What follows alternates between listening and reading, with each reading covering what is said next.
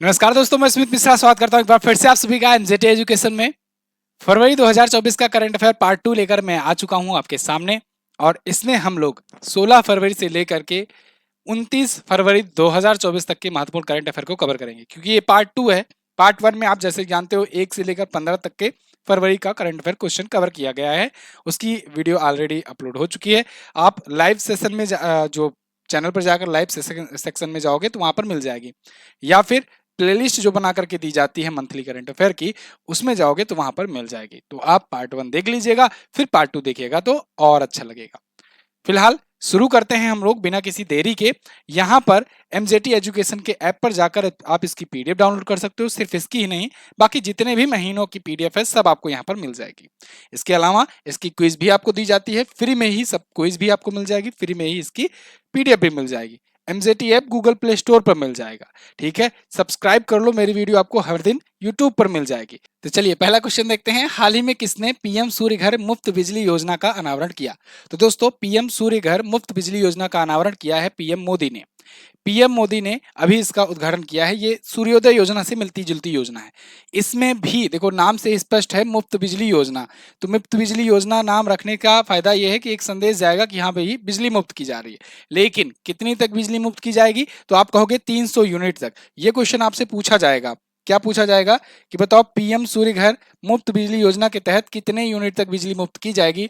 तो आप बताओगे 300 यूनिट तक की जाएगी। कितने लोगों के लिए? तो ये 1 करोड़ लोगों को लाभ पहुंचाने के लिए योजना है। 1 करोड़, ठीक है। और इस पर इन्वेस्टमेंट किया जा रहा है केंद्र सरकार के द्वारा 75,000 करोड़ रुपए का।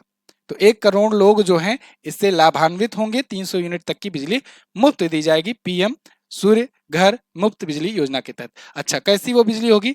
उनके घरों में दी जाएगी जो रूफ टॉप लगवाएंगे, यानी ऐसे छत पे रूफ टॉप सोलर पैनल लगवाएंगे, उनको दी जाएगी। ठीक है, तो इस योजना का उद्देश्य यही है कि ज्यादा से ज्यादा रिन्यूएबल एनर्जी को बढ़ावा मिले और ज्यादा से ज्यादा लोग रूफ टॉप लगवाएं। और ये जो जो ऑर्डिनरी अपना होता है, जो बिजली का यूज होता है, वो लोग कम करें, इसका यूज करेंगे तो ज्यादा। तो इस पर सब्सिडी वगैरह के थ्रू प्रोवाइड किया जाएगा। ऐसे ही सूर्योदय योजना भी थी। ठीक है, सूर्योदय योजना और इस योजना में अंतर क्या है? लगभग दोनों एक दूसरे से इंटरलिंक ही है।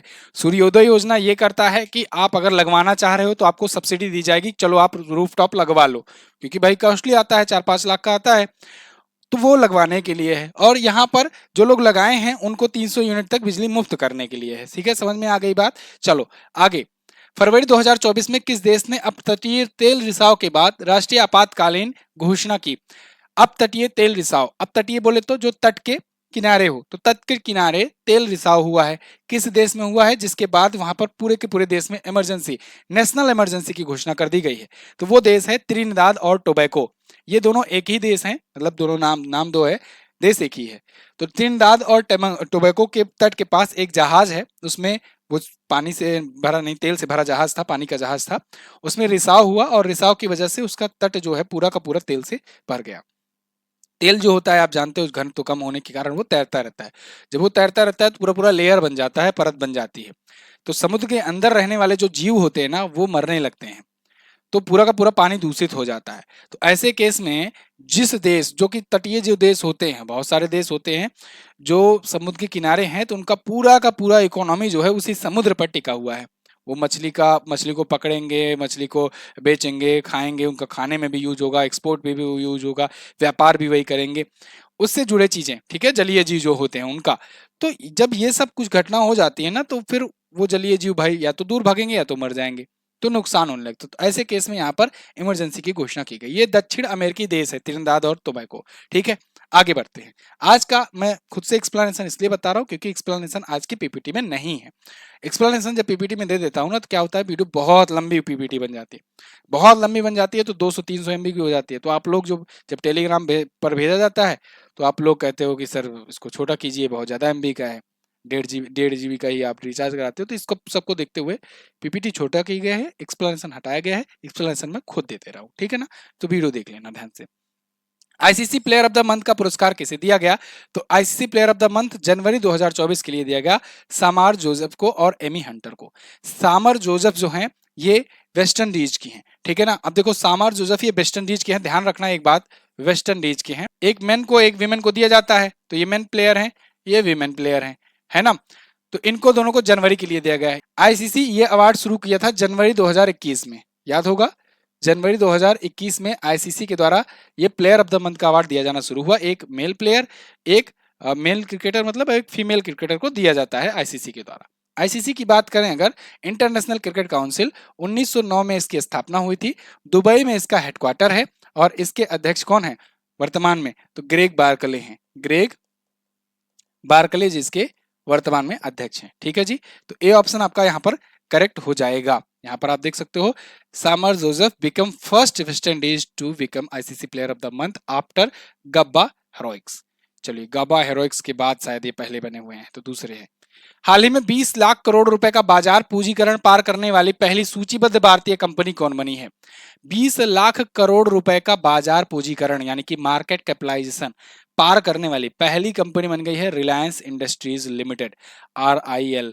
भाई ये बहुत बड़ी कंपनी है, धीरू भाई अंबानी वाली कंपनी है रिलायंस इंडस्ट्रीज लिमिटेड। इसकी स्थापना कब हुई थी, 1958 में धीरू भाई अंबानी ने स्थापित किया था।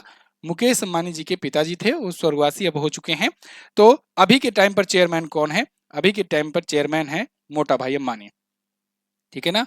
मुकेश अंबानी जो है अभी के टाइम पर चेयरमैन है, अंबानी, ठीक है। तो 1958 में स्थापित हुआ था, इसने 20 लाख करोड़ का मार्केट कैप पार कर लिया है। मार्केट कैप क्या होता है, टोटल वैल्यूएशन उस कंपनी की 20 लाख करोड़ को पार कर गई है। ओके, चलिए, तो ये भारत की पहली कंपनी बनी है। हाल ही में अंतर्राष्ट्रीय बाल कैंसर दिवस कब मनाया गया। देखो फरवरी महीने में कैंसर दिवस बहुत इंपॉर्टेंट होता है। तो एक तो कैंसर दिवस होता है, अंतर्राष्ट्रीय कैंसर दिवस, अंतर्राष्ट्रीय कैंसर दिवस, कैंसर दिवस। तो ये तो आप जानते हो, अंतर्राष्ट्रीय कैंसर दिवस कब मनाया जाता है, 4 फरवरी को। याद रखना, बहुत इंपॉर्टेंट, इसको नहीं याद तो आप मतलब करंट अफेयर पढ़ नहीं रहे हो। इसकी थीम भी याद करके रखना, थीम पूछी जाती है, क्लोज द केयर गैप है, क्लोज द केयर गैप, 2-3 साल से यही थीम है, तो इसलिए आपको याद भी हो गया होगा। क्लोज द केयर गैप ये इसकी थीम है अंतर्राष्ट्रीय कैंसर दिवस की। यहाँ अंतर्राष्ट्रीय बाल कैंसर दिवस पूछा गया है, तो ये भी फरवरी महीने में ही पड़ता है, लेकिन ये 15 फरवरी को पड़ता है। एक राष्ट्रीय कैंसर दिवस होता है, ये तो अंतर्राष्ट्रीय हुआ, ये बाल हुआ। एक होता है राष्ट्रीय कैंसर जागरूकता दिवस। तो राष्ट्रीय कैंसर जागरूकता दिवस कब मनाया गया, राष्ट्रीय कैंसर जागरूकता दिवस कब मनाया गया, तो आप बताओगे राष्ट्रीय कैंसर जागरूकता दिवस जो है ये मनाया जाता है 7 नवंबर को, 7 नवंबर को, ध्यान रखना फरवरी महीने में ये नहीं है। आगे, तो यहाँ पर देखो इंटरनेशनल चाइल्डहुड कैंसर डे है, बच्चों में जो कैंसर होता है उसके प्रति अवेयरनेस फैलाने के लिए। किस देश ने अपनी पहली luxury train dream of the dessert शुरू करने की घोषणा की है। इनकी पहली लग्जरी ट्रेन है भैया ड्रीम ऑफ द डिजर्ट। कौन सी ट्रेन है, ड्रीम ऑफ द डिजर्ट, थोड़ा सा चेंज कर लेते हैं कलर। तो ड्रीम ऑफ द डिजर्ट जो है ये सऊदी अरेबिया लॉन्च करेगा, सऊदी अरब की पहली ऐसी लग्जरी ट्रेन होगी जो डिजर्ट वगैरह का पूरा पर्यटन कराएगी, टूर कराएगी। तो ये ट्रेन अभी फ्यूचरिस्टिक है, कुछ इस प्रकार से इस पर बनाया गया है एआई की मदद से। ड्रीम ऑफ द डिजर्ट, सऊदी अरब इसे लॉन्च करेगा। सऊदी अरब आप जानते हो रियाद, रियाल, मजलिस अल शूरा, आपको कई बार बताया गया है, जब भी सऊदी अरब आए तुरंत आपको बोलना है रियाद, रियाल, मजलिस अल शूरा। रियाद है यहाँ की राजधानी, रियाल है यहाँ की करेंसी और मजलिस अल शूरा है यहाँ की संसद का नाम। सुल्तान बिन मोहम्मद जो है, ये मोहम्मद बिन सुल्तान यहाँ के क्राउन प्रिंस। आगे, किस राज्य सरकार ने काजी नेमू को अपना राजकीय आधिकारिक राजकीय फल घोषित किया है। तो काजी नेमू ये फल होता है दोस्तों असम का।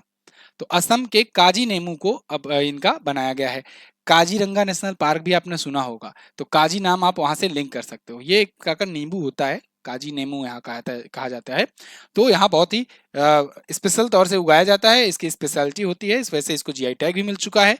जीआई टैग इसको 2019 में मिला था, दिख रहा है इधर, 2019 में जीआई टैग मिला था, ठीक है, काजी नेमू को। ये भी बात ध्यान रखना, पूछा जा सकता है क्योंकि ये चर्चा में आया है। तो आगे, पीएम मोदी द्वारा यूएई में उद्घाटन किए गए बीएपीएस हिंदू मंदिर का निर्माण किस वास्तुकला की शैली में किया गया है।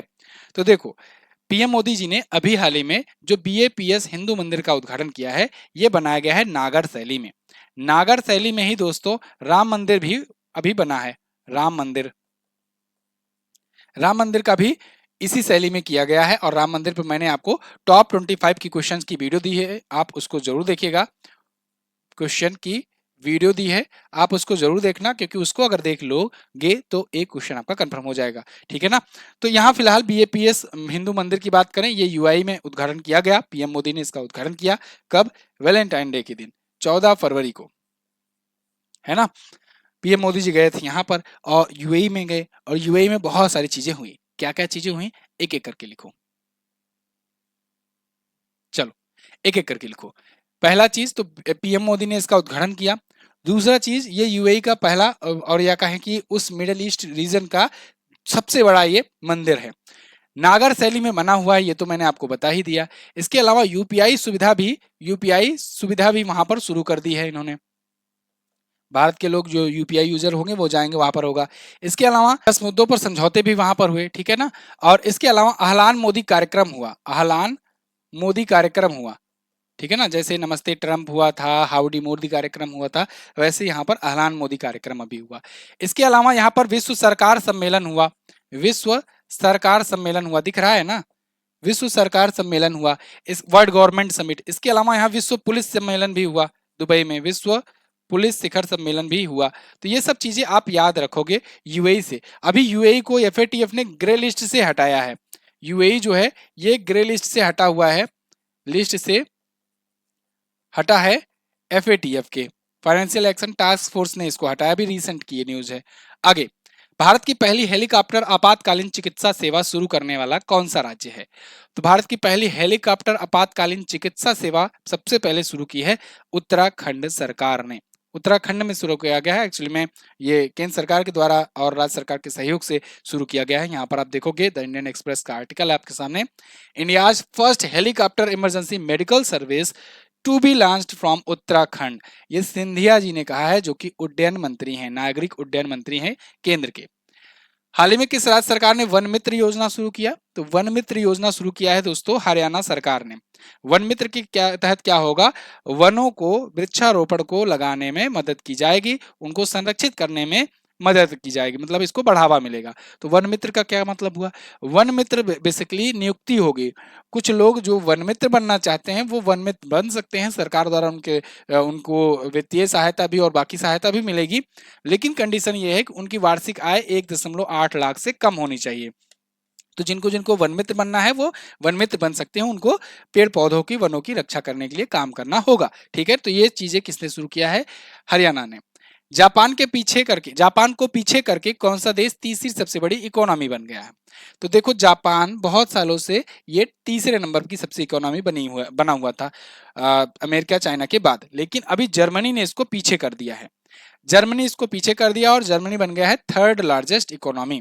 तो अब फोर्थ पर आ गया है जापान। फिफ्थ पर कौन है? फिफ्थ पर बोलोगे है अपना प्यारा भारत, ठीक है।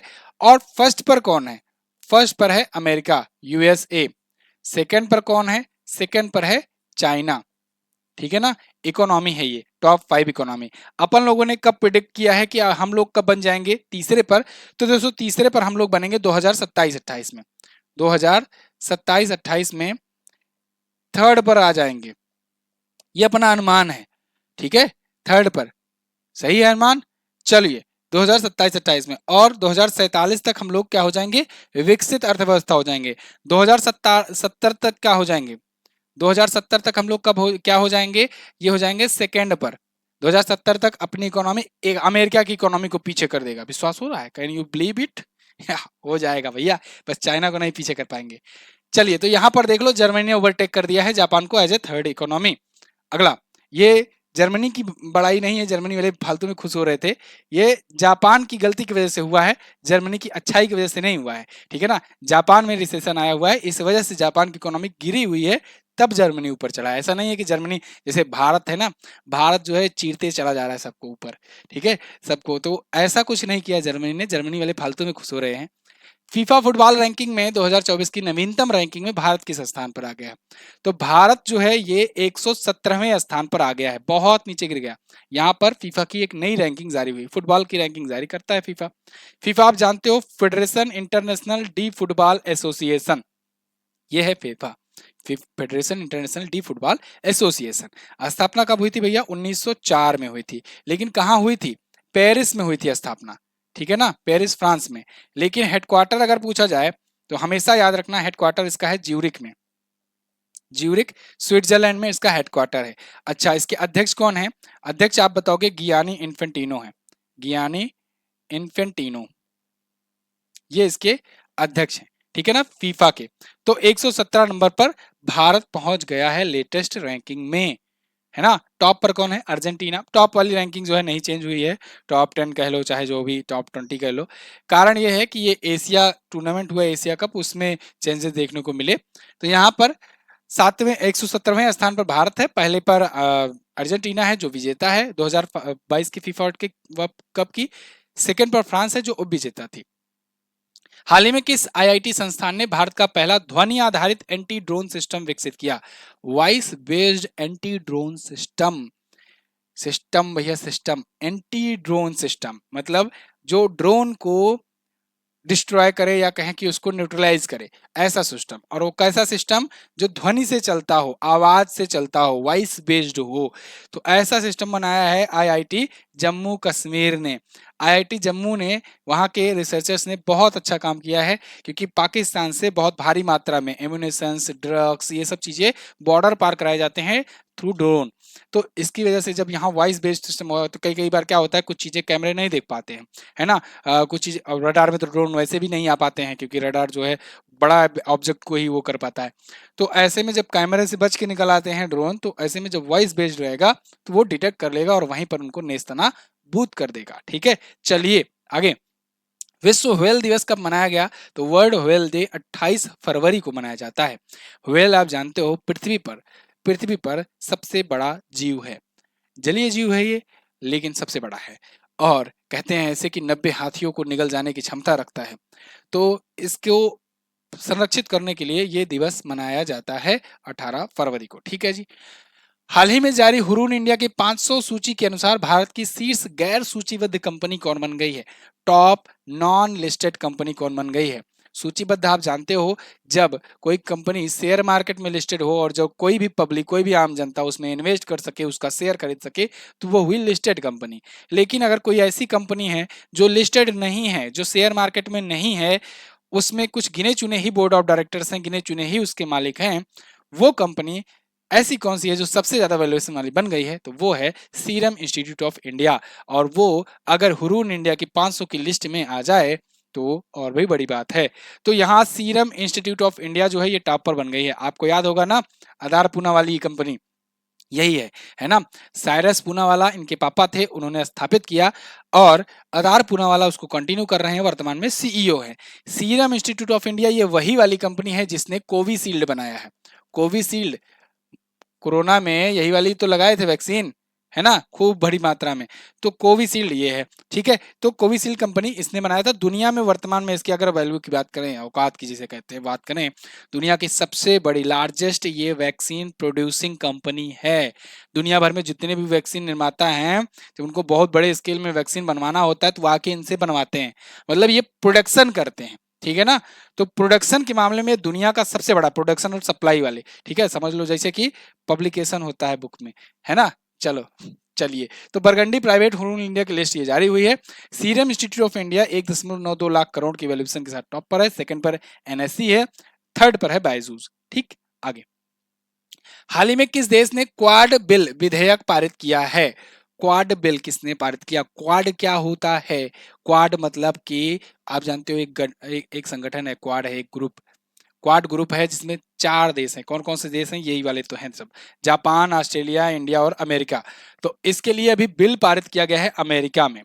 अमेरिका ही यही सब बिल लाता है, ठीक है ना, यही कूल करता है और बाद में फिर खुद ही सबका सत्यानाश भी करता है।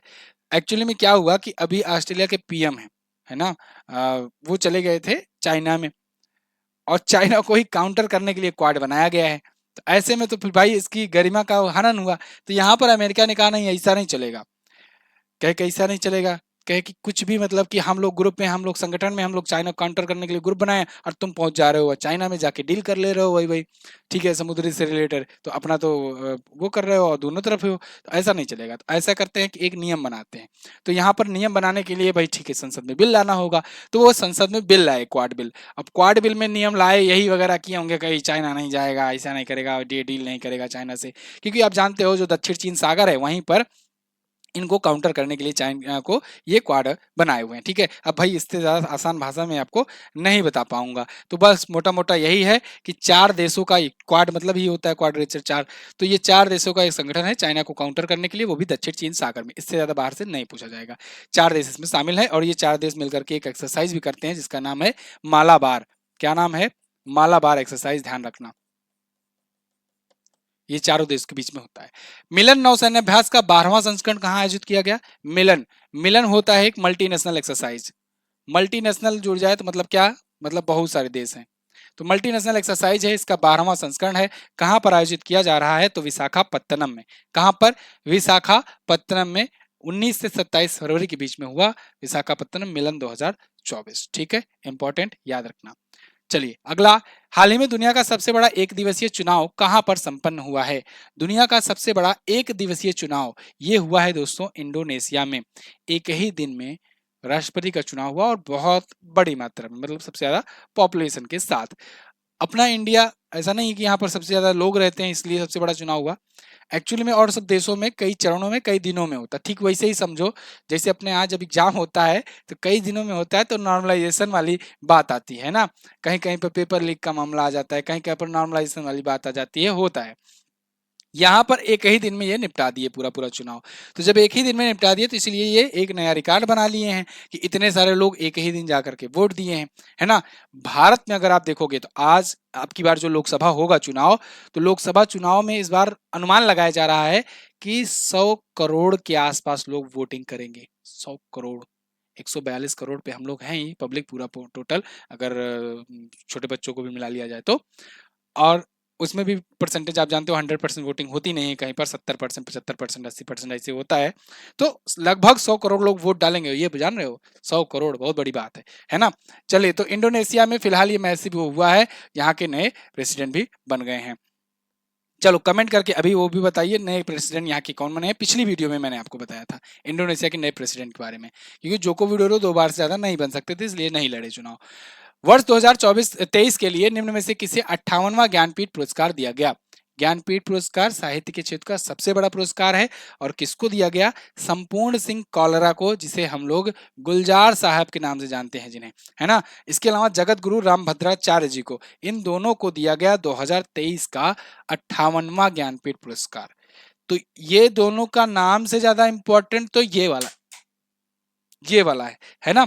ये दोनों के नाम से ज्यादा इंपॉर्टेंट ये है संस्करण, क्योंकि अगर पूछ लेता है 56वां, 57वां या 53वां, 54वां, तो इसमें लोग कंफ्यूज हो जाते हैं और गलत करके चले जाते हैं, क्योंकि उनको लेटेस्ट वाला ही याद रहता है, लेटेस्ट करंट अफेयर पढ़े हैं तो इसलिए ध्यान रखना ये संस्करण भी, इसको दिमाग में बनाए रखना। छोटी छोटी गलती करोगे तो फिर गड़बड़ हो जाएगा, ठीक है ना, छोटी छोटी मगर मोटी बातें। तो यहाँ पर देख लीजिए संपूर्ण सिंह कालरा यानी कि गुलजार साहब ये हैं और ये रामभद्राचार्य जी हैं, तो इनको 2023 के लिए दिया जाएगा। इनकी डिटेल्स थोड़ा जान लीजिए। देखो गुलजार साहब का जन्म जो है ये दीना जिला झेलम में हुआ था, आज के टाइम पर ये पाकिस्तान में है, ठीक है ना, वर्तमान समय में। त्रिवेणी छंद के ये सृजक हैं, त्रिवेणी छंद की जो है शुरुआत इन्होंने की। कवि, गीतकार और फिल्म निर्देशक रहे ही हैं। कौशिक मौसम और इजाजत के लिए इन्हें 3 नेशनल अवार्ड मिल चुके हैं, 47 फिल्म फेयर अवार्ड मिल चुके हैं। लगभग सभी फिल्म फेयर अवार्ड में इनका कोई ना कोई गाना जो है वो सिलेक्ट कर ही लिया जाता है। 2004 में इनको पद्म भूषण से और दादा साहब फाल्के अवार्ड से 2013 में इनको सम्मानित किया गया था। राम भद्राचार्य जी की बात करें तो जगत गुरु राम भद्राचार्य जो है ये पद्म विभूषण से सम्मानित हैं। तुलसी पीठ के ये संस्थापक हैं। सुप्रीम कोर्ट में रामलला जी के पक्ष में शास्त्रों के उद्धरण के साथ गवाही इन्होंने दी थी। वास्तविक नाम इनका गिरधर मिश्रा है और जन्म 1950 में उत्तर प्रदेश के जौनपुर में इनका हुआ था। और ये राम भद्राचार्य, जगत गुरु राम भद्राचार्य विकलांग विश्वविद्यालय चित्रकूट के संस्थापक और आजीवन के कुलाधिपति हैं। ये डिटेल्स आपको ध्यान में रखनी होगी। ठीक है, अगला, हाल ही में कौन सा राज्य वर्ष 2024 में भारत के सबसे स्वागत योग्य क्षेत्र के रूप में अग्रणी रहा है? तो भारत का सबसे स्वागत योग्य क्षेत्र बना है कौन सा, ये आप बताओगे, हिमाचल प्रदेश। ठीक है ना, ये देखो Himachal Pradesh tops in 2024 most welcoming region in India list. तो यहाँ पर ये टॉप पर रहा है, 12वां ये एनुअल ट्रेवलर रिव्यू अवार्ड जो है इसने एक प्रकार से जीता हुआ है। एनुअल ट्रेवल रिव्यू की रिपोर्ट में इस बात का खुलासा हुआ है। तो टॉप पर कौन सा है? Himachal Pradesh most welcoming state के मामले में। अंतर्राष्ट्रीय कठपुतली महोत्सव का उद्घाटन कहां पर हुआ? तो दोस्तों अंतर्राष्ट्रीय कठपुतली महोत्सव ये चंडीगढ़ में आयोजित किया गया। 11वां इस बार का था इंटरनेशनल पपेट फेस्टिवल, अंतर्राष्ट्रीय कठपुतली महोत्सव। ठीक है, तो इस बार यहाँ पर हुआ चंडीगढ़ में। अभी चंडीगढ़ में मेयर का चुनाव हुआ था, उसको लेकर खूब बवाल हुआ, आप जानते हो, मामला सुप्रीम कोर्ट भी गया, सुप्रीम कोर्ट ने डिसीजन अपना सुनाया। हाल ही में जापान ने किसके साथ मिलकर दुनिया का पहला लकड़ी का उपग्रह लॉन्च करने की घोषणा की है? तो दुनिया का पहला लकड़ी का उपग्रह लॉन्च करने की घोषणा की है जापान ने, किसके साथ मिलकर के? नासा के साथ। जापान की स्पेस एजेंसी का नाम है जक्सा, जक्सा। तो जक्सा और नासा ये मिलकर के लकड़ी का उपग्रह लॉन्च करेंगे। अब आप कहोगे ऐसी क्या वो मची थी कि भाई लकड़ी का लॉन्च करना है? तो देखो एक्चुअली में बात क्या है ना कि स्पेस में इतने सैटेलाइट लॉन्च हो रहे हैं, आप खुद सोचो कि भारत भी इतना सैटेलाइट लॉन्च करता रहता है, चाइना हर महीने लॉन्च करता रहता है, नासा हर महीने लॉन्च करता रहता है, दुनिया भर के तमाम सारे देश लॉन्च करते हैं सैटेलाइट। ये सैटेलाइट अपना काम पूरा करने के बाद करते क्या है? ये वहीं स्पेस में रह जाते हैं, और जब स्पेस में रह जाते हैं टूट फूट करके टकरा करके ये कचरा बन जाते हैं। इन्हें अंतरिक्ष कचरा कहा जा सकता है। आपसे सिविल सर्विसेज के एग्जाम्स वगैरह में इस पर लिखने को आ सकता है मेंस में। तो अंतरिक्ष कचरा जो है इसको रिड्यूस करना एक बहुत बड़ा चैलेंज बन गया है। बहुत सारे देश इसके लिए, बहुत सारे देश क्या नासा वगैरह करेंगे, तो यही लोग बहुत ज़्यादा इनिशिएटिव ले रहे हैं। तो इसी में तर्ज पर एक और इनिशिएटिव लिया जा रहा है कि भाई क्यों ना ऐसा किया जाए कि एक ट्रेंड सेट कर दिया जाए कि लकड़ी का उपग्रह लॉन्च होने लगे। जब तक काम करना हो तब तक काम करेगा, उसके बाद ये वहीं पर जल करके खाक हो जाएगा। ठीक है, तो जिससे अंतरिक्ष कचरा नहीं हो पाएगा उतना। ठीक है ना, तो इसके लिए लॉन्च किया गया, ध्यान रखना, बात इंपॉर्टेंट है। आईपीएल की सर्वकालिक महान टीम का कप्तान किसे चुना गया? तो one and only MS Dhoni. MS Dhoni जो है ये सबसे सक्सेसफुल और सबसे महान कप्तान हैं। आप जानते हो बैटिंग करने उतर जाए वैसे ही हल्ला मच जाता है। तो ये एमएस धोनी जो है ये 14 बार में ये 5 बार खिताब जिताए हुए हैं चेन्नई सुपर किंग को। इसीलिए चेन्नई सुपर किंग सबसे ज्यादा सक्सेसफुल टीम है, क्योंकि 5 ट्रॉफियां हैं 14 टूर्नामेंट में। ध्यान रहे 5 ट्रॉफियां मुंबई इंडियंस के पास भी हैं, लेकिन वो 16 टूर्नामेंट में है। कारण यह है कि 2 टूर्नामेंट में चेन्नई सुपर किंग पर बैन लगाया गया था। तो ऐसे में तो ज्यादा सक्सेस रेट इसका है, चेन्नई सुपर किंग का, और ये क्रेडिट जाता है इनको, क्योंकि ये शुरू से कप्तान है और इन्होंने अभी तक भी मैनेज किया हुआ है। ठीक है, आगे फरवरी 2024 में हेनले पासपोर्ट इंडेक्स में भारतीय पासपोर्ट किस स्थान पर है? तो भारतीय पासपोर्ट दोस्तों अब आ गया है किसमें? 80वें से हटकर आ गया है 85वें नंबर पर। 80वें पर था, अब आ गया है 85वें नंबर पर। यहाँ पर कहाँ लिखा है, कहाँ लिखा है, ये देखिए 85th स्पॉट आ गया है। अभी जनवरी में जो जारी हुआ था, तो जनवरी वाली वीडियो भी आप देखिएगा, उसमें मैंने बताया है कि भारत 80वें स्थान पर है। लेकिन अभी फरवरी में एक और लिस्ट ये रिपोर्ट की है जारी, और उसमें कहे नहीं भारत जो है 85वें पर रहेगा तो ज़्यादा सही रहेगा, तो 85वें पर है। ये रिपोर्ट किस बेसिस पर जारी की जाती है? ये जारी की जाती है कितने देशों के पास आपका वीजा फ्री एक्सेस है। तो भारत के केस में 62 देशों का वीजा फ्री एक्सेस है, यानी 62 देशों को अगर जाना हो 62 देशों में, तो आपका पासपोर्ट लेकर के आप जाकर घुस सकते हो, आपको वीजा वहां नहीं बनवाना पड़ेगा। वीजा क्या है, पासपोर्ट क्या है, बहुत बार बताया हूं, लेकिन फिर से समझ लो। वीजा एक ऐसा डॉक्यूमेंट है, पासपोर्ट एक ऐसा डॉक्यूमेंट है जो आप बनवाते हो अगर आपको किसी दूसरे देश में जाना हो, तो आप अपने देश से बनवाते हो। वीजा एक ऐसा डॉक्यूमेंट है कि आप तब बनवाते हो, आपको जिस देश में जाना होता है वो देश आपको अप्रूव करे कि हम तुमको आने दे सकते हैं कि नहीं। इसके लिए आप उनसे डॉक्यूमेंट बनवाते हो अपने आने के लिए। तो वो देश, जिस देश में आप जा रहे हो, वहां के लिए अगर आपको कोई डॉक्यूमेंट बनवाना होगा तो वो होता है वीजा। ठीक है ना, आप सुनते हो अक्सर कि वीजा नहीं क्लियर हो पाया, वीजा नहीं क्लियर हो पाया इसलिए नहीं जा पाए, है ना, कभी कभी आप सुने होंगे जरूर। तो ये वही है कि मतलब उस देश की अथॉरिटी ने आपको क्लियर नहीं किया। अब ऐसा भी मत सोचना अगर वीजा नहीं क्लियर हो पाया तो मतलब आपको आतंकवादी ही समझ लिया गया, नहीं, बहुत सारे कारण होते हैं, लिमिट्स भी होती हैं उनके पास कि भाई हमारे पास इतने इतने चीजें हैं, हम अपना साल भर में डिसाइड किए हैं कि इतने लोगों को ही आने देंगे, है ना, तो वो भी होता है, लिमिट वगैरह भी होता है। तो और भी बहुत सारी चीज़ें होती हैं, बढ़िया से चेकिंग करता है, कुछ भी अगर उनको डाउट लगता है तो नहीं क्लियर करते हैं वीज़ा, है ना? तो बहुत सारे कारण हैं, तो कभी दुखी मत होना कि आपको बस आतंकवादी ही समझ लिया गया है, आपका अगर नहीं क्लियर हुआ कहीं जाने के लिए तो। हाल ही में किस भारतीय कंपनी ने अपना पहला स्वदेशी जासूसी उपग्रह लॉन्च करने की घोषणा की है? तो दोस्तों अभी हाल ही में टीएएसएल ने, टाटा कंपनी की है भाई, टाटा कंपनी कैसे पीछे रह सकती है किसी क्षेत्र में? नमक से लेकर फावड़ा तक सब कुछ बनाती है, तो यहाँ पर भी ये आगे है स्पेस सेक्टर में। तो प्राइवेट स्पेस एजेंसी है भारत की, ये सभी देखो प्राइवेट स्पेस एजेंसियां हैं, स्काई रूट हुआ, अग्निकुल कॉस्मॉस हुआ, टीएएसएल हुआ ये, और इसरो जो है ये गवर्नमेंट स्पेस एजेंसी है। स्पेस एजेंसी मतलब समझ रहे हो ना, अंतरिक्ष एजेंसी जो अंतरिक्ष वगैरह में सैटेलाइट वगैरह छोड़ती है, ठीक है। तो यहाँ पर टीएएसएल जो है इसने क्या किया है कि इसने भारतीय कंपनी ने अपना पहला स्वदेशी जासूसी उपग्रह लॉन्च किया है, खुद का स्पाई सैटेलाइट लॉन्च किया है। अब स्पाई सैटेलाइट ऑब्वियस सी बात है ये भारतीय सेना के लिए यूज किया जाएगा, ठीक है। तो इसमें भारतीय सेना की मदद ही हो रही है। ऐसे और भी भारत चाहता है कि स्पेस टेक्नोलॉजी, स्पेस एजेंसियां जो है स्टार्टअप के रूप में बढ़ें, प्राइवेट सेक्टर वाले भी इसमें आए, हाथ आजमाएं, जिससे इसरो को मदद मिल सके। आप देख रहे हो ना, नासा कितने सारे रॉकेट जो है स्पेस एक्स से अपना लॉन्च करवा लेता है, तो ऐसे में स्पेस एक्स का भी फायदा होता है और नासा का भी फायदा होता है, क्योंकि बहुत ज्यादा बजट बच जाता है। 77वें British Academy of Film and Television Arts award में किस फिल्म ने सर्वाधिक अवार्ड जीते हैं? तो बाफ्टा अवार्ड में सबसे ज्यादा अवार्ड जीता है दोस्तों ओपनहाइमर ने। किसने? ओपनहाइमर। ओपनहाइमर आप जानते हो कि तहलका मचा ही दी थी 2023 में। तो इसी ने अभी क्रिटिक चॉइस अवार्ड जीता, इसी ने गोल्डन ग्लोब जीता, इसी ने बाफ्टा जीता है। मोस्ट प्रोबेबली आने वाले टाइम में आपको देखने को मिले कि ऑस्कर भी जीत गया, क्योंकि ऐसे ही होता है, ऑस्कर वाले ऐसे करते हैं, मतलब नाम का सेरेमनी करवा लेते हैं, अवार्ड वही दे देते हैं जो बाकी लोग ये लोग दे के आए हुए रहते हैं। चलो, तो बाफ्टा की बात करें तो जैसे अकेडमी अवार्ड ये आ गए हैं और ऑस्कर अवार्ड जिसे कहते हैं वो अमेरिका में दिया जाता है, सिनेमा के क्षेत्र का सबसे बड़ा अवार्ड होता है। ऐसे ही बाफ्टा जो होता है ये ब्रिटेन में दिया जाता है। तो British Academy of Film and Television Arts award, जैसे अपने यहाँ फिल्म फेयर होता है, फिल्म फेयर कैसे दिया जाता है, वो तो खरीद के दे दिया जाता है, तो वो भारत में दिया जाता है। लंदन के रॉयल फेस्टिवल हॉल में ओपेनहाइमर ने सबसे ज्यादा 7 ट्रॉफियां जीती हैं। बेस्ट फिल्म ये चुनी गई है। बेस्ट एक्टर सिलियन मर्फी चुने गए हैं, इसी के एक्टर हैं। बेस्ट एक्ट्रेस एमा स्टोन चुनी गई हैं। बेस्ट डायरेक्टर क्रिस्टोफर नॉलन चुने गए हैं, इसी मूवी के डायरेक्टर रहेंगे, ठीक है जी। तो best documentary 20 days in Mariupol चुना गया है। बस आगे, 20 से 26 फरवरी 2024 तक चलने वाला खजुराहो नृत्य महोत्सव इस वर्ष का कौन सा संस्करण था? इस वर्ष का ये 50वां संस्करण था। बहुत ही इंपॉर्टेंट है, क्यों? क्योंकि 50वां है, तो 50वां है तो गोल्डन जुबली मनाई जाएगी, स्वर्ण जयंती मनाई जाएगी। तो खजुराहो नृत्य महोत्सव मतलब 50 साल से ये आयोजित किया जा रहा है। खजुराहो में, मध्य प्रदेश में खजुराहो आप जानते हो, लगभग 1000 साल पहले वहाँ खजुराहो के मंदिर बनाए गए थे, और वो मंदिर जो है चंदेल शासकों के द्वारा बनाए गए थे। ये क्वेश्चन पूछा हुआ है। फिलहाल 20 से 26 फरवरी तक यहाँ पर हुआ। अच्छा, खजुराहो महोत्सव याद रखना। ग्वालियर में तानसेन महोत्सव होता है, ये भी मध्य प्रदेश है, ये भी ध्यान रखना, ठीक है ना। फरवरी 2024 में प्रधानमंत्री मोदी ने कहां पर भारत की सबसे लंबी रेलवे सुरंग का उद्घाटन किया? सबसे लंबी रेलवे सुरंग है, ध्यान रखना।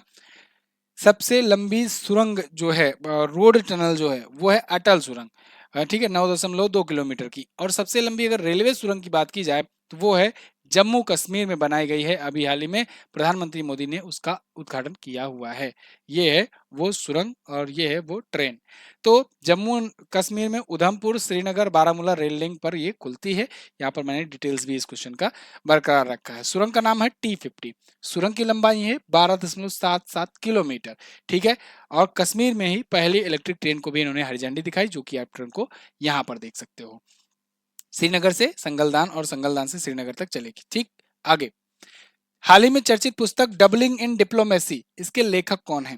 तो डबलिंग इन डिप्लोमेसी पुस्तक जो है इसको लिखा है प्रोफेसर एच डी मुनी ने। प्रोफेसर एच डी मुनी की ये पुस्तक है, आपको यहाँ पर दिख जाएंगी ये खुद भी। तो doubling in diplomacy, authorised and otherwise recollections of a non career diplomat, ये इसकी पुस्तक की का पूरा नाम है। पीएम मोदी ने कहां पर श्री कल्की धाम मंदिर की आधारशिला रखी? तो कल्की धाम मंदिर उत्तर प्रदेश के संभल में बनाया जा रहा है, ध्यान रखना, उत्तर प्रदेश के संभल में। अच्छा, संभलपुर भी आता रहता है चर्चे में। संभलपुर जो है वो उड़ीसा में पड़ता है, संभल जो है ये उत्तर प्रदेश में पड़ता है। तो पुर लगा है इसलिए पुरी से याद रखना उड़ीसा, कंफ्यूज मत होना, गलती कर दोगे अगर मान लो गलती से अगर संभल और संबलपुर दोनों दे दिया तो। आगे, बहुभाषी शिक्षा अंतर पीढ़ीगत शिक्षा का एक स्तंभ है। थीम के साथ 21 फरवरी को कौन सा दिवस मनाया गया? तो बहुभाषी शिक्षा अंतर पीढ़ीगत शिक्षा एक अंतर है, ये इस थीम थी। थीम के साथ अंतर्राष्ट्रीय मातृभाषा दिवस मनाया गया। थीम को आप अंग्रेजी में भी देख लो, multilingual education is a pillar of intergenerational education. अंतर्राष्ट्रीय मातृभाषा दिवस यानी कि अंतर्राष्ट्रीय इंटरनेशनल मदर लैंग्वेज डे 21 फरवरी को मनाया जाता है। बहुत ही इंपॉर्टेंट डे है ये। ठीक है, आगे। फरवरी 2024 में किसे फ्रांस के सर्वोच्च नागरिक सम्मान से सम्मानित किया गया? तो अभी फरवरी 2024 में दोस्तों फ्रांस के सर्वोच्च नागरिक सम्मान से शशि थरूर साहब को सम्मानित किया गया। ये वरिष्ठ कांग्रेस के लीडर हैं। बहुत सारी इन्होंने पुस्तकें भी लिखी है। एन इरा ऑफ डार्कनेस बहुत ज्यादा फेमस इनकी पुस्तक है। और अभी रिसेंट इनकी एक पुस्तक आई थी, अम्बेडकर ए लाइफ। अम्बेडकर ए लाइफ, ठीक है ना, ये याद रखना, ये पुस्तक भी पूछी जा सकती है। फरवरी 2024 में किस देश ने भारत को 9 परियोजनाओं के लिए 12,800 करोड़ रुपए के कर्ज देने की घोषणा की है? तो ये घोषणा दोस्तों किसने की है? जापान ने। जापान जो है ये भारत की 9 परियोजनाओं के लिए 12,800 करोड़ रुपए का लोन देगा। जापान आप जानते हो एक मित्र मुल्क है अपना। अभी धर्म गार्जियन एक्सरसाइज जो है ये अभी शुरू हुआ है। यहाँ पर अगला क्वेश्चन देखते हैं। हाल ही में महाराष्ट्र सरकार ने मराठा समुदाय के कितने प्रतिशत आरक्षण देने की घोषणा की है? तो महाराष्ट्र सरकार ने एक बिल ला करके बकायदे 10% मराठा आरक्षण को मंजूरी दी है। ये बहुत दिनों से मांग उठ रही थी और इस पर बहुत सारे प्रोटेस्ट वगैरह भी हो रहे थे। आप अक्सर देखते थे टीवी वगैरह में कि मराठा प्रोटेस्ट चल रहा है, उनको रिजर्वेशन चाहिए था 10% का। तो महाराष्ट्र गवर्नमेंट ने ये किया हुआ है। महाराष्ट्र सरकार ने बाकायदे बिल ला करके ये पास किया। क्यों? क्योंकि वहां पर ऑलरेडी 52% पहले से दिया जा रहा था, 10% ईडब्ल्यूएस का बढ़ गया था। तो सुप्रीम कोर्ट का लॉ जो है ये कहता है कि बहुत ज्यादा आरक्षण भी नहीं दे सकते हो। तो यहाँ पर देखो इन्होंने क्या किया कि 50% जो एक्सीड कर रहा था वो लॉ, उसको बिल ला करके अपने यहाँ नियम कानून बना लिया। इस वजह से ये दे रहे हैं। ठीक है, Dada Saheb Phalke international film festival award में सर्वश्रेष्ठ फिल्म का अवार्ड किसने जीता है? तो बेस्ट फिल्म का अवार्ड इसमें जीता है दोस्तों जवान ने। किसने? जवान मूवी ने। Dada Saheb Phalke international film festival award, ये एक फिल्म फेस्टिवल समारोह होता है। इसमें कई सारी कैटेगरी में अवार्ड दिए जाते हैं। ठीक है ना, इसमें वो दादा साहब फाल्के जो अवार्ड होता है वो वाला कंफ्यूज मत होना, वो अवार्ड नेशनल अवार्ड्स में दिए जाते हैं और वो सिनेमा के क्षेत्र का सबसे बड़ा अवार्ड होता है। जबकि ये वाला जो है एक फिल्म फेस्टिवल महोत्सव है और इसमें कई कैटेगरी में अवार्ड अलग से दिए जाते हैं। ठीक है, तो इसी में बेस्ट फिल्म चुनी गई है जवान। हाँ, 12 फेल जो मूवी है इसको बेस्ट क्रिटिक्स फिल्म चुनी गई है। आगे, हाल ही में केंद्रीय मंत्री धर्मेंद्र प्रधान ने कहां पर देश के पहले कौशल भारत केंद्र का उद्घाटन किया? तो देश का पहला कौशल भारत केंद्र, इसका उद्घाटन किया गया उड़ीसा के संबलपुर में। अभी मैंने बताया ना, संबल और संबलपुर दोनों चर्चे में आया है। संबलपुर में। ठीक है, तो अगर मान लो आपको ऑप्शन में संबलपुर दे दिया गया तो आप ये मत सोचिएगा कि यह तो उड़ीसा में किया गया था। ऑप्शन में यहाँ जिलों के नाम दे दिए गए हैं, तो यहाँ संबलपुर उत्तर प्रदेश का है ना। तो ये सोच लोगे तो फिर गड़बड़ कर जाओगे, इसीलिए मैंने आपको वहां पर ये बातें बताई थी। तो यहाँ पर स्किल इंडिया जो है सेंटर, ये भारत का पहला है। इसमें स्किल्स सिखाए जाएंगे और जिससे लोग स्किलफुल हो सके और उनको जॉब दिला जा सके। हाल ही में किस खिलाड़ी ने टी20 में सबसे तेज 10,000 रन बना करके इतिहास रचा? तो दोस्तों बाबर आजम जो कि पाकिस्तान के क्रिकेटर हैं, इन्होंने अभी सबसे तेज टी20 में 10,000 रन बना करके, अब टी20 ऐसा नहीं कि टी20 इंटरनेशनल, टी20 ओवरऑल, मतलब ये वहां का जो पीएसएल होता है उसमें सब में मिला करके ये जो है ये बनाए हुए हैं। तो बाबर आजम ने बनाया हुआ है। विराट कोहली और क्रिस गेल का इन्होंने रिकॉर्ड तोड़ा हुआ है। बाबर आजम आपको यहाँ पर दिख रहे हैं, पाकिस्तानी क्रिकेटर हैं और इन्होंने 171 पारियों में ये बनाए हुए हैं अपना 10,000 रन टी20 का। जीडी बिरला पुरस्कार जीतने वाली पहली महिला वैज्ञानिक कौन बन गई हैं? तो जीडी बिरला पुरस्कार जीतने वाली पहली महिला वैज्ञानिक बन गई हैं दोस्तों professor Aditi Sen day. Professor Aditi Sen day आपको यहाँ पर दिख रही हैं, ये साइंटिस्ट हैं, जीडी बिरला पुरस्कार अवार्ड जीती हुई हैं और पहली महिला साइंटिस्ट ये बन गई हैं। जीडी बिरला पुरस्कार ये भी 1991 में शुरू किया गया था और आप जानते हो के बिरला फाउंडेशन के द्वारा ब्यास सम्मान, सरस्वती सम्मान और बिहारी सम्मान दिए जाते हैं, है ना। वो सब भी 1991 में शुरू किए गए थे। हाल ही में मिली जानकारी के अनुसार दुनिया का दूसरा सबसे बड़ा सड़क नेटवर्क किस देश में पाया जाता है? तो अभी एक रिपोर्ट बताई गई है संसद में और उसमें ये बताया गया कि आज के टाइम पर भारत का जो रोड नेटवर्क है वो अमेरिका के बाद फर्स्ट पर, क्योंकि अमेरिका है, अमेरिका के बाद दूसरा सबसे बड़ा रोड नेटवर्क है इंडिया का। रोड इंफ्रास्ट्रक्चर इतना है ना। तो और नितिन गडकरी जी ने पहले भी कहा भी है कि 2025 तक जितना रोड नेटवर्क अमेरिका में है उतना हम लोग यहाँ पर भी प्राप्त कर लेंगे। हाल ही में किस राज्य में आदिवासियों का सबसे बड़ा उत्सव समक्का सरलम्मा जतारा शुरू हुआ? समक्का सरलम्मा जतारा महोत्सव, जिसे मेदाराम जतारा भी कहते हैं, ध्यान रखना एक नाम और है इसका, मेदाराम जतारा। तो मेदाराम जतारा महोत्सव भी जिसे कहते हैं, तो वो महोत्सव जो दोस्तों तेलंगाना में आयोजित होता है और ये कुंभ मेले के बाद सबसे बड़ा महोत्सव माना जाता है। ध्यान रखना, कुंभ मेले के बाद दूसरा सबसे बड़ा मेला यही है, वर्ल्ड लार्जेस्ट। ये देखो, Congressian making Sammakka Saralamma festival वगैरह। आगे, हाल ही में जारी रिपोर्ट के अनुसार किस राज्य में साइबर क्राइम सबसे अधिक हो रहे हैं? साइबर क्राइम सबसे ज्यादा कहां पर हुए हैं? तो सबसे ज्यादा हुए हैं दोस्तों उत्तर प्रदेश में। साइबर क्राइम के मामले में सबसे टॉप पर है उत्तर प्रदेश। साइबर क्राइम आप जानते हो ना, जो साइबर सिक्योरिटी को ब्लीच करने वाले जो क्राइम होते हैं वो साइबर क्राइम कहलाते हैं। जैसे कंप्यूटर की हैकिंग वगैरह हो गया, वायरस कोई मोबाइल में डाल के डाटा चुरा ले, या आपका बैंक अकाउंट खाली कर दे, ऑनलाइन ट्रांजेक्शन वगैरह कर ले, क्रेडिट कार्ड का वो सब चुरा ले, यही सब वगैरह होता है साइबर क्राइम। इस मामले में टॉप पर कौन है? उत्तर प्रदेश है। आगे, हाल ही में हुई घोषणा के अनुसार उत्तर प्रदेश के किस जिले में पहला कछुआ संरक्षण रिजर्व स्थापित किया जाएगा? उत्तर प्रदेश का पहला कछुआ संरक्षण रिजर्व, ध्यान रखिएगा उत्तर प्रदेश स्पेशल एग्जाम देने वालों, उत्तर प्रदेश के गोंडा जिले में किया जाएगा। ठीक है ना? तो उत्तर प्रदेश के गोंडा जिले में पहला कछुआ संरक्षण रिजर्व होगा, क्योंकि गोंडा वैसे ही वहां पर कछुओं की प्रजाति और कछुओं की विविधता के लिए फेमस है, वहीं पर स्थापित किया जा रहा है। अगला क्वेश्चन, हाल ही में किसके द्वारा एआई में भारतीय स्टार्टअप को सशक्त बनाने के लिए IMPEL एआई प्रोग्राम लॉन्च किया गया? तो ये माइक्रोसॉफ्ट के द्वारा और आई क्रिएट के द्वारा मिलकर के लॉन्च किया गया है। IMPEL.AI प्रोग्राम, ये प्रोग्राम किस लिए होगा? भारतीय स्टार्टअप को एआई के सेक्टर में सशक्त बनाने के लिए। ठीक है जी। आगे, यहाँ पर क्वेश्चन नंबर देखो थोड़ा सा चेंज हुआ है, मिस्टेक लग रहा है यहाँ पर, आप समझो ये 4544वां क्वेश्चन चल रहा है। किस देश ने अंतरिक्ष क्षेत्र में 100% विदेशी निवेश को मंजूरी दी है? तो 100% विदेशी निवेश को अंतरिक्ष क्षेत्र में मंजूरी भारत ने दे दी है। यानी अब स्पेस सेक्टर में भी कोई अगर बाहरी कंपनी है या कोई बाहरी व्यक्ति है, अगर भारतीय स्टार्टअप में इन्वेस्ट करना चाहता है तो वो कर सकता है। भारत को कैसे भी करके स्पेस सेक्टर में प्राइवेट सेक्टर को भी बढ़ावा देना है, जिससे इसरो की मदद की जा सके। इसरो बेचारा अकेला पड़ गया है, क्या क्या मिशन लॉन्च करे, क्योंकि अपन लोगों को भी तेजी से बढ़ना है अंतरिक्ष सेक्टर में। दुनिया बहुत तेजी से आगे बढ़ रही है, तो अंतरिक्ष सेक्टर में अपने लोग वहां पर अपना वो बनाए रखें प्रभुत्व, इसलिए हम लोग चाह रहे हैं भारतीय स्टार्टअप भी तेजी से बढ़ें। किस राज्य सरकार ने विशेष बाघ बल संरक्षण बल STPF की स्थापना के लिए मंजूरी मांगी? तो दोस्तों ये अरुणाचल प्रदेश ने मंजूरी मांगी थी केंद्र के साथ, केंद्र सरकार के साथ, कि हमारे यहाँ एक विशेष बाघ संरक्षण बल बना दो। ये क्या होंगे? इनका जो बाघ रिजर्व होते हैं ना, टाइगर रिजर्व होते हैं, तो उनको स्पेशलाइज्ड तौर से फोर्स चाहिए, जिससे टाइगर रिजर्व का संरक्षण कर सकें, टाइगर को मनुष्यों से बचा सकें, मनुष्यों को टाइगर से बचा सकें, है ना? तो ये जो है बाघ संरक्षण बल स्थापना करने के लिए मिनिस्ट्री, भारतीय मिनिस्ट्री से, केंद्रीय मंत्रियों से अनुमति मांगी गई थी। मोस्ट प्रोबेबली ये मिल जाएगी, तो यहाँ पर एक स्पेशल फोर्स बन जाएगा। हर घर जल योजना में 100% संतृप्ति हासिल करने वाला पूर्वोत्तर का पहला और देश का 10वां राज्य कौन बना?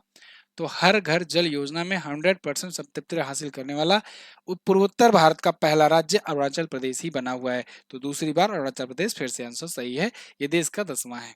यहाँ पर देखिए 100% सेचुरेशन इन हर घर जल स्कीम। किसे केंद्रीय सतर्कता आयोग में सतर्कता आयुक्त नियुक्त किया गया? विजिलेंस कमिश्नर नियुक्त किया गया है इन सेंट्रल विजिलेंस कमिश्नरेट में। तो यहाँ पर नियुक्त किया गया है दोस्तों AS राजीव जी को। AS राजीव आपको यहाँ पर दिख रहे हैं, ये विजिलेंस कमिश्नर होंगे। ठीक है ना? कमेंट बॉक्स में मुझे बताओ भारत के CVC कौन है? भारत के CVC कौन है? कमेंट करके जरूर बताइएगा, बहुत इंपॉर्टेंट है, आपको बताया गया है। हाल ही में किस IIT संस्थान ने भारत का सबसे बड़ा ड्रोन पायलट प्रशिक्षण संस्थान लॉन्च किया है? भारत का सबसे बड़ा ड्रोन पायलट प्रशिक्षण संस्थान IIT गुवाहाटी ने लॉन्च किया है। यहाँ पर आप आर्टिकल देख पाओगे, आर्टिकल नहीं है, Indian institute of technology Guwahati ने ये घोषणा की है कि हम अपने यहाँ ड्रोन का पायलट तैयार करेंगे, मतलब ड्रोन चलाने वाले। ठीक है ना? शादी ब्याह वाले ड्रोन नहीं चलाने वाले, जो ड्रोन मिलिट्री ऑपरेशंस में यूज किए जाते हैं, जो बहुत क्रिटिकल कंडीशंस में उनको बहुत छुप छुपा करके चलना होता है, ऐसे ड्रोन पायलट ये तैयार करेगा IIT गुवाहाटी। हाल ही में किस पुरस्कार से सम्मानित सुप्रीम कोर्ट के वरिष्ठ वकील फली एस नरीमन का निधन हो गया? फली एस नरीमन जी दोस्तों ये पद्मश्री, पद्म विभूषण और पद्म भूषण, इनमें से पद्म विभूषण और पद्म भूषण से सम्मानित थे और इनका अभी निधन हो गया है। बहुत ही फेमस जाने माने वकील, सुप्रीम कोर्ट के वकील रहे। शुरुआत में महाराष्ट्र हाई कोर्ट से शुरुआत की उन्होंने, फिर उसके बाद सुप्रीम कोर्ट तक गए। गिने चुने जो वकील हैं जिनके नाम समझ लो कि उंगलियों पे गिने जा सकते हैं, जो बहुत ज्यादा फेमस रहे, जैसे कि आप देखो राम जेठमलानी हुए, कपिल सिब्बल हुए, ये हुए, ये सभी गिने चुने नाम हैं जो बहुत नाम कमाए अपना वकालत के क्षेत्र में। भारत के किस देश के साथ 2030 तक अपने द्विपक्षीय व्यापार को दोगुना करने पर सहमति जताई है? तो भारत ने अभी ग्रीस के साथ 2030 तक अपने द्विपक्षीय व्यापार को डबल करने की सहमति जताई हुई है। ग्रीस के प्राइम मिनिस्टर जो हैं, अभी जब रायसीना डायलॉग हुआ था ना, नौवां रायसीना नौवां रायसीना डायलॉग हुआ था जब भारत में, दिल्ली में होता है हमेशा, तो उसमें इनको चीफ गेस्ट चुना गया था। ग्रीस के प्रधानमंत्री को, ध्यान रखना, फ्रांस के जो प्रेसिडेंट हैं वो इमैनुअल मैक्रोन, वो आए थे 26 जनवरी के चीफ गेस्ट के रूप में। रायसीना डायलॉग के रूप में चीफ गेस्ट इनको बुलाया गया था, ग्रीस के प्रधानमंत्री को। किसने सर्वोच्च न्यायालय में आयुष समग्र कल्याण केंद्र का उद्घाटन किया है? तो आयुष समग्र कल्याण केंद्र का उद्घाटन दोस्तों अभी हाल ही में जस्टिस डी.वाई. चंद्रचूड़ से साहब ने किया, क्योंकि ये सुप्रीम कोर्ट में उद्घाटन किया गया है। सुप्रीम कोर्ट में सबसे बड़े सर्वे सर्वा यही हैं। Justice D.Y.. चंद्रचूड़ साहब ये 50वें नंबर के सीजेआई है, चीफ जस्टिस ऑफ इंडिया है भारत के, ठीक है ना। इन्होंने ये holistic wellness centre, Ayush holistic wellness centre का उद्घाटन किया है। हाल ही में जारी रिपोर्ट के अनुसार दुनिया की शीर्ष 300 सरकारी सहमतियों में पहले स्थान पर कौन सी कंपनी है? तो दुनिया की टॉप 300 सहकारी समितियों में टॉप पर है दोस्तों अपने इंडिया का इफ्को। इफ्को जो है ये टॉप किया हुआ है, Indian farmers fertiliser corporation limited. देखो इफ्को ने ही, आपको अगर याद होगा, लिक्विड यूरिया बनाया था, लिक्विड यूरिया, है ना।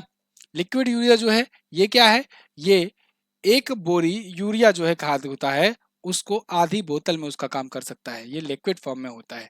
तो ये दुनिया में पहला लिक्विड यूरिया भारत ने बनाया, भारत की इफ्को कंपनी ने बनाया है। भारत, श्रीलंका और मालदीव के बीच त्रिपक्षीय अभ्यास दोस्ती 16, ये कहां पर आयोजित हुआ?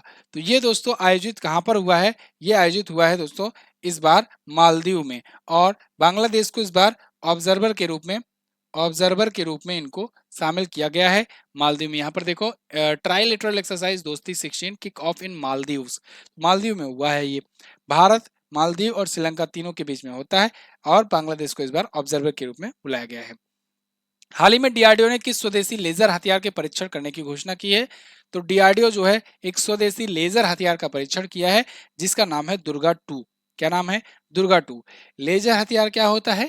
ये गोली बारूद मिसाइल नहीं छोड़ता है, ये बस ऐसे लाइट मारेगा, लेजर लाइट, ठीक है, और वहीं से वो जला करके भस्म कर देगा, है ना। आप देखते हो ना बचपन में लेजर लाइट आप भी मारते थे ऐसे ऐसे, जो छोटी वाली आती थी टार्च वाली, तो वैसे ही ये भी है। तो ये आने वाला फ्यूचरिस्टिक समझो विपन है। दुनिया भर के बहुत सारे देश बहुत तेजी से इस पर काम कर रहे हैं, क्योंकि इसमें खर्च बहुत कम आता है ना। अभी आप कोई मिसाइल छोड़ते हो, रॉकेट छोड़ते हो, अगर सही निशाने पर नहीं लगा या लग भी गया तब भी बहुत ज्यादा खर्च आता है, लेकिन इसमें खर्च बहुत कम आता है। हाल ही में किस देश की निजी कंपनी ने चांद पर अपना पहला कॉमर्शियल अंतरिक्षयान उतार करके इतिहास रचा है? किस देश की निजी कंपनी ने छोड़ा हुआ है? तो आप बताओगे अमेरिका की। अमेरिका की एक प्राइवेट कंपनी है, उसने अंतरिक्ष यान उतार दिया है चांद पर। अब देखो चांद पर पहुंचने वाले हो गए हैं 5 देश। कौन कौन से देश? आप यूएसए को याद जानते हो, रूस को जानते हो, चाइना को जानते हो, और अभी 2024 में भारत ने भी सक्सेसफुली उतार दिया। तो चौथा देश भारत बना था, पांचवा देश अभी जापान बना है। अभी जनवरी में 20 जनवरी को जापान ने अपना स्लिम मिशन कंप्लीट किया था, और अभी ये कंपनी भी उतार दी है, प्राइवेट कंपनी है अमेरिका की। इस कंपनी का क्या नाम है? एस्ट्रोबोटिक। एस्ट्रोबोटिक नाम की एक कंपनी है, ठीक है ना। पेरेग्रीन 1 लैंडर इसने लॉन्च किया हुआ है। राष्ट्रीय विज्ञान दिवस कब मनाया गया? तो राष्ट्रीय विज्ञान दिवस आप सबको पता है 28 फरवरी को मनाते हैं। क्यों मनाते हैं? क्योंकि 28 फरवरी 1928 को दोस्तों सीवी रमन ने रमन इफेक्ट की खोज की थी। किसकी? रमन इफेक्ट की खोज की थी, ध्यान रखो, खोज किए थे, इसलिए मनाया जाता है, इनकी जयंती पर नहीं मनाया जाता है, ठीक है ना। गलती से लोग सोचते हैं कि जयंती रमन, सीवी रमन की जयंती पर, नहीं, सीवी रमन ने इस दिन अपना रमन इफेक्ट की खोज की थी, इसलिए 28 फरवरी डेट चुना गया। और इस रमन इफेक्ट के लिए 1930 में जाकर 2 साल बाद इनको नोबेल मिला था, ठीक है ना। नोबेल कब मिला था? 1930 में। मनाया किस वजह, इन्होंने रमन इफेक्ट की खोज कब की थी? 1928 में। सीवी रमन साहब, चंद्रशेखर वेंकट रमन। चलिए, नेशनल साइंस डे 28 फरवरी। अगला, 1 मार्च 2024 को पीएम मोदी जी द्वारा कहां पर विश्व की पहली वैदिक घड़ी का उद्घाटन किया जाएगा? तो 1 मार्च को उद्घाटन किया जाएगा दोस्तों, कहां पर? उज्जैन मध्य प्रदेश में। विश्व की पहली वैदिक घड़ी होगी ये, ठीक है ना। उज्जैन जो है ये वैदिक घड़ी का और इन सब का केंद्र रहा ही है पहले से भी। यहाँ पर जंतर मंतर जो है, तो वहीं पर विश्व की पहली वैदिक घड़ी बनाई जाएगी। आधुनिकता का और टेक्नोलॉजी का यूज करके वैदिक टाइप की घड़ी लॉन्च करना बहुत ही अच्छा समागम होगा और दर्शनीय योग्य है, क्योंकि ये Indian standard time, British standard time वगैरह भी बताएगा, इंटरनेशनल स्टैंडर्ड टाइम भी बताएगा। बहुत सारी चीज़ें हैं इसमें, काल पंचांग वगैरह चीज़ें बताएंगी। तो काफ़ी खूबसूरत होने वाला है। इसका उद्घाटन उज्जैन मध्य प्रदेश में होगा। भारत के पहले मानव युक्त अंतरिक्ष मिशन के लिए कितने अंतरिक्ष यात्रियों को नामित किया गया? तो भारत का पहला मानव युक्त अंतरिक्ष मिशन होगा और इस मिशन का नाम है मिशन गगनयान। मिशन गगनयान, गगनयान, ठीक है ना। तो गगनयान मिशन में 4 अंतरिक्ष यात्रियों को, एस्ट्रोनॉट्स को पहली बार अंतरिक्ष में भेजा जाएगा। 400 किलोमीटर ऊपर की रेडियस में भेजा जाएगा इनको, और ये चारों के नाम यहाँ पर है। ग्रुप कैप्टन प्रसंत बालकृष्णन नायर हैं। इसके अलावा ग्रुप कैप्टन अजीत कृष्णन हैं, ग्रुप कैप्टन अंगद प्रताप हैं और विंग कमांडर शुभांशु शुक्ला हैं। ये 4 हैं और इन चारों को यहाँ पर भेजा जा रहा है। चारों देखो एयरफोर्स से लिए गए हैं, क्योंकि इनके पास ट्रेनिंग वगैरह कुछ पहले से रहती है और कुछ और ट्रेनिंग इनको बाद में दिया गया, और उसके बाद फिर ये जा रहे हैं 4 एस्ट्रोनॉट पहली बार अंतरिक्ष में। तो पहला मानव युक्त मिशन होगा इसरो का गगनयान, याद रखना। हाल ही में भारत सरकार ने कहां पर सबसे बड़ी सौर बैटरी परियोजना का उद्घाटन किया? तो भारत सरकार ने सबसे बड़ी परियोजना, सौर बैटरी परियोजना, यानी कि सोलर एनर्जी को स्टोर करने वाला एक बैटरी परियोजना प्रोजेक्ट लॉन्च किया है छत्तीसगढ़ में। छत्तीसगढ़ में यहाँ पर आप आर्टिकल देख पाओगे। SECI एक कंपनी है, solar energy corporation of India limited. तो इसी के थ्रू, इसी के अंडर में ministry of new and renewable energy के द्वारा ये सक्सेसफुली लॉन्च किया गया है छत्तीसगढ़ में। इंडिया की सबसे बड़ी सोलर एनर्जी का स्टोरेज, या जिसे कहते हैं सोलर एनर्जी बैटरी, क्योंकि बैटरी का काम ही होता है एनर्जी स्टोर करना, ठीक है जी। तो ये उदाहरण किया गया है। लास्ट क्वेश्चन, खेलो इंडिया विंटर गेम्स में मेडल टेबल में टॉप पर कौन रहा? तो खेलो इंडिया विंटर गेम्स का इस बार चौथा संस्करण आयोजित किया गया और ये लेह लद्दाख और गुलमर्ग जम्मू कश्मीर में हुआ, यानी लद्दाख और जम्मू कश्मीर में आयोजित हुआ। तो इसका 2 स्टेज में होता है, क्योंकि तो इसमें मेडल टेबल में टॉप पर रही है सेना। भारतीय सेना की टीम जो है ये टॉप पर रही है। भारतीय सेना भी अपनी टीम वहां पर उतारी हुई थी। यहाँ पर टॉप पर वो रही है सबसे ज्यादा मेडल के साथ, क्योंकि इसके आए हैं 10 गोल्ड टोटल, ठीक है ना। यहाँ मेडल्स नहीं दिए गए हैं। चलिए, भारतीय सेना ने 10 गोल्ड जीते, भारतीय सेना ने 10 गोल्ड जीते और 10 गोल्ड के साथ ये टॉप पर रही है, ठीक है जी। दूसरे पर कर्नाटका रहा है, तीसरे पर, सेकंड पर कर्नाटका रहा है, कर्नाटका 9 गोल्ड के साथ, और थर्ड पर रही है महाराष्ट्र की टीम, महाराष्ट्र की टीम, और ये 7 गोल्ड के साथ, ठीक है जी। तो चौथा खेलो इंडिया विंटर गेम्स था। खेलो इंडिया यूथ गेम जो है इसका 6 संस्करण हो चुका है, छठा संस्करण अभी तमिलनाडु में हुआ था। This is the video of February month current affair part 2।